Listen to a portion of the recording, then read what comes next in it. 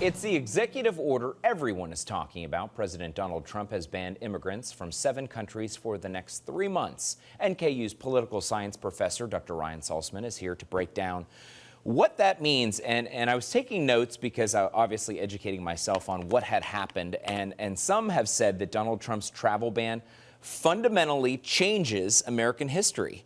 And I think a lot of people are echoing that sentiment at this hour. Yeah, the president seems to think that if he writes it down or he says it, that must be how it is. But if you go line through the executive order, many of the things that are put forth are actually directly contradictory to what our founding fathers wanted in terms of more open immigration, less religious skepticism. I mean, that would be any kind of measure for allowing people into our country goes against what we have been putting forth for almost 250 years now. But again, the president seems unfazed by that, and I don't think that that's really too surprising if you've been following for the last couple of years. Well, with that said, I mean, this is all part of campaign promises coming to fruition. So when we ask, why did he do this? Why now? Well, he said he would. And it absolutely is true. So if this is a surprise to you, then again, I hate to say it, but you haven't really been paying attention. And right after the president was elected, right after Donald Trump was elected,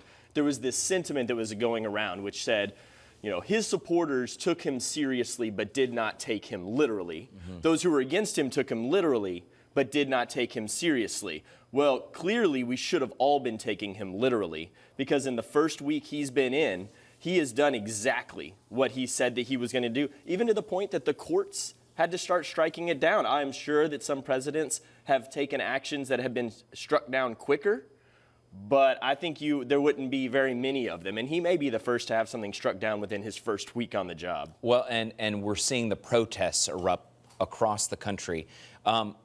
They're having an impact. I think they are. I think they are having an impact, and this is something that, again, I don't know if the people in the White House are really appreciating the fact that, so the Women's March was a very amalgamous thing. That is, there wasn't a specific policy that was being targeted.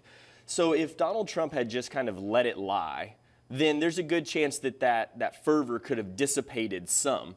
But by taking these actions right on the heels of that wildly successful march where there's a lot of energy, he's actually galvanizing that movement. The fact that we would now call it a movement, I think, is notable. And he's giving us some specific policies for the protesters to focus in on. So I don't want to say that he has or hasn't given that a lot of thought, but there clearly is an effect, which is that these protesters are now starting to find their niche, find their things to focus in on, and he's feeding it right to them like a soft-pitch softball game. Wow. Talk about what happens next. We mentioned it and kind of briefly talked about it, but the court system gets involved, I would assume. They have, and they've already weighed in. There was a stay put on at least part of the order. We're going to see more of that come out. You have to remember that this order came down around happy hour on Friday, right? So it is just now Monday, so we're going to start to see more action related to that.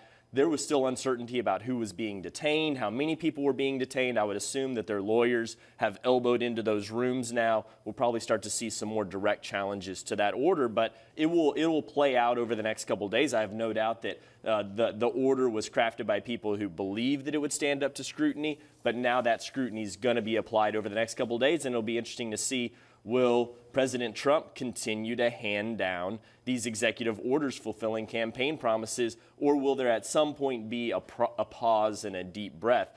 I would bet on the former. I'd bet that he's just going to keep pushing on through. So again, if you want to know what's going to happen next, go back and think about all the things that he promised during the campaign, and I think that's our best indicator right now. Before we let you go, I do want to bring this up because we're talking about his Supreme Court nominee that was expected to be announced on Thursday, and now we're hearing from 2 sources at least that it may happen today. Okay. Talk about that Pennsylvania judge and how the court can move in so dramatically a different direction based upon an appointment. Right. So it will be interesting to see if that's actually what he comes out. I think that Donald Trump likes to throw some curveballs in. So it will be interesting to see the timing and who the person is that he actually puts forward, if we really do know what that is. Everything about President Trump is about change. It's about something different. Sure. So that this appointee would be somebody different, would take the court in a different direction. Doesn't surprise me much at all, but we're going to have to dig down the confirmation hearings for judges because they're typically not on the record kind of people. Yeah. That's where we'll really start to see not just what the policies are, because those are actually very hard to get to, but what kind of person this is. Will this be somebody who mirrors Donald Trump, or will this be somebody who, again, he kind of has identified for other reasons? So it'll be exciting. We have no doubt about that. Certainly a very newsworthy time. It is, and we'll be keeping an eye on it. Thank you, Ryan. Appreciate that. All right, all of that information, more of Ryan's analysis on our website, fox19now.com. All right, we're going to send it over to Catherine because